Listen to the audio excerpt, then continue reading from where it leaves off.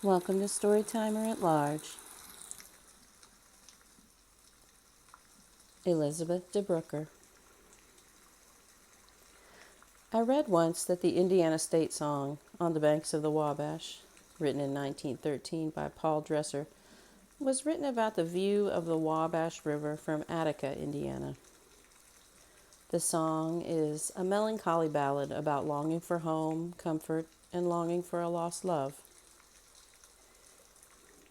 The lyrics were borrowed and changed a bit to write Back Home Again in Indiana in 1917 by Ballard MacDonald and James F. Hanley, which more people might be familiar with from the opening of the Indy 500 every year, and it is also a jazz standard, so fans of jazz will recognize that. Both songs, however, express a melancholy longing for the comforts of home. Moonlight on the Wabash, new mown hay, candlelight gleaming through the sycamores are all synonymous with Indiana. In 1939, the citizens of Attica, Indiana, were likely fairly familiar with both songs. They were likely steeped in sycamores and new mown hay. The quiet little town of Attica sits north of Terre Haute.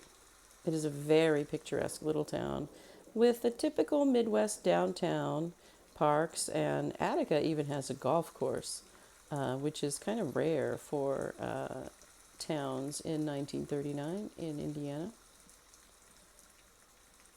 Elizabeth Seraphine DeBruicker and her family lived 4 miles east of Attica, Indiana, in Fountain County. Elizabeth was 11 years old in 1939. Her mother was Clementia de Sutter DeBruicker, and her father was Peter DeBruicker. Elizabeth had dark brown hair, blue eyes, and delicate features. She was taller than most of her friends, at 4 feet 10 inches. She was very thin, as she only weighed about 80 pounds.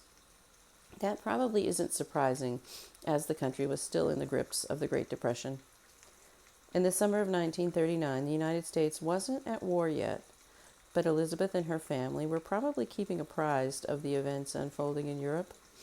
Britain was not yet being bombed by Germany. That would begin in the summer of 1940. The United States would not declare war until we were attacked on December 7, 1941. In rural Indiana, things were still peaceful. Young men weren't yet signing up and leaving for war. Young women weren't yet packing their bags and moving to bigger towns for factory jobs and a chance to make their own way in the world for a little while. In Attica, it was warm and green. Corn was growing and the days were long. The golf course was busy during the day and the movie theater was busy at night. On July 21st, 1939, Elizabeth went to a 4-H meeting.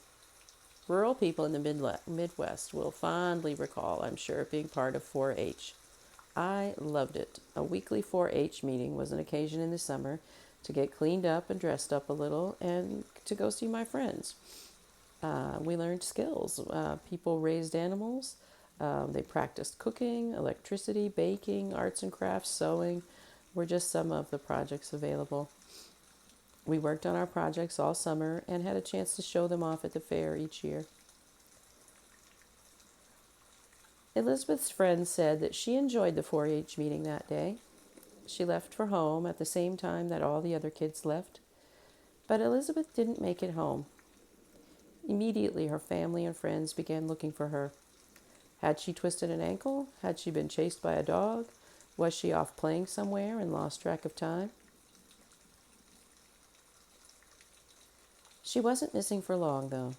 Searchers retraced her usual route and found Elizabeth's body in a shallow grave at the edge of a gravel pit at the Harrison Hills golf course. It was a quick and hasty grave. She was placed at the edge of the pit and sand and gravel had been scooped over her. A former police officer found the body. Former Warren County Sheriff O.L. Stewart was one of the many volunteers assisting in the search. He kept the other searchers away from the body.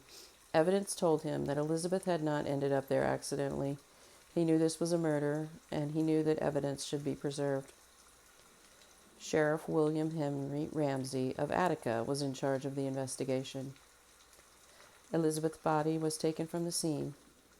Even before the medical examiner had finished his report, the local police were questioning individuals who might be involved. Thomas Boyes was 26. He was a groundskeeper at the Harrison Hills Golf Club in Attica. He was a married father of 3. As someone familiar with the golf course and the gravel pits, he was one of the first people questioned. Police questioned 6 men in total. Thomas Boyes had been working that day at the golf course as well. The newspapers picked up the story fairly quickly. It was a sensational and gripping story. Elizabeth had been such a pretty little girl. She was walking back to her family's farm when a terrible beast had attacked. It had all the hallmarks of a Grimm's fairy tale. But this was not a work of fiction. Elizabeth DeBruicker had been raped, beaten, strangled, and drowned.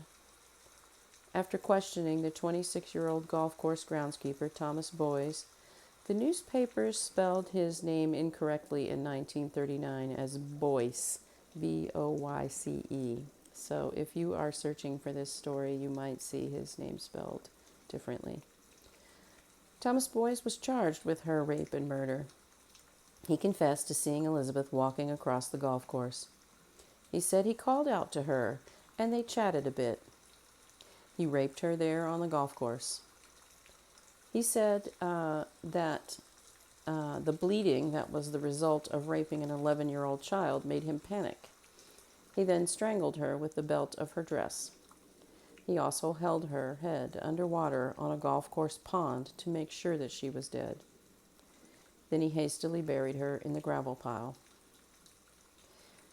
He later recanted that confession. He was examined in order to determine if he was competent to stand trial. Thomas Boyes was found sane and competent. Thomas Boyes was supposed to go to trial in January of 1940, but the judge fell ill. His trial was then postponed until April 15th, 1940. While being held in the jail in Crawfordsville, on March 11th, 1940, he managed to overpower the guards and escape. He literally fought his way out of this jail. Police from many towns were called upon to set up roadblocks and to search for him. Thomas Boyes was apprehended in a private home. He appeared dazed as he sat in a rocking chair. He said he had fallen asleep in the yard and then gone inside the unlocked home. He was searched, and police found a razor and a packet of razor blades in his pocket. There was also a note to his wife saying he didn't want to be taken alive. His trial proceeded in April. On May 2nd, 1940, Thomas Boyes, papers spell it B-O-Y-S in 1940, but you'll see in 1939 it's B-O-Y-C-E. On May 2nd, 1940, he was convicted. Judge Edgar Rice handed down a sentence of life in prison without the possibility of parole. Thomas Boyes said he would rather have been given the electric chair rather than spend his life in prison. His wife divorced him. She later remarried and moved to Houston, Texas. He appeared in the news again in 1977. He was appealing his conviction and hoping for freedom. He was hoping for a retrial. He wasn't allowed to apply for parole. He had tried for clemency for 11 times total. He was 66. He worked for a few years making license plates in the tag shop in Michigan City at the prison. Then he later worked as a groundskeeper. He had a greenhouse and a little cottage of his own. He even had the use of a truck to get around the prison grounds. He said that sometimes guards would take him into town for dinner or a movie. He complained that newer inmates were rougher, and it wasn't like it used to be. He felt sad that he hadn't seen his son since 1942. Elizabeth's parents hadn't seen her since 1939, but he doesn't mention that. Thomas Boyes never mentioned Elizabeth DeBruicker in his interview. He expressed no remorse, but only spoke of what he hoped to gain. Sounds like he had a fairly nice time in prison, living in his own cottage, a truck to drive, and even trips to the movies with guards. It almost seems as if Indiana rewarded this pedophile and murderer instead of punishing him. His attempt to get a new trial was unsuccessful. On January 18, 1985, Thomas Boyes died in prison in Michigan City of COPD, acute bronchitis, and a possible pulmonary embolism. I find it ironic that he died experiencing some of the pain, distress, and horror that Elizabeth felt as she was strangled and drowned.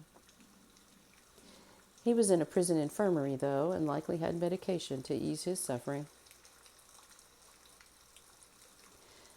Elizabeth Seraphine DeBruicker was only an 11-year-old child. Her funeral was held at St. Francis Xavier Catholic Church, the church that she and her family attended each week. She was buried in the St. Francis Xavier Cemetery in Attica, Indiana. What dreams of hers went unfulfilled? What might she have achieved? We will never know.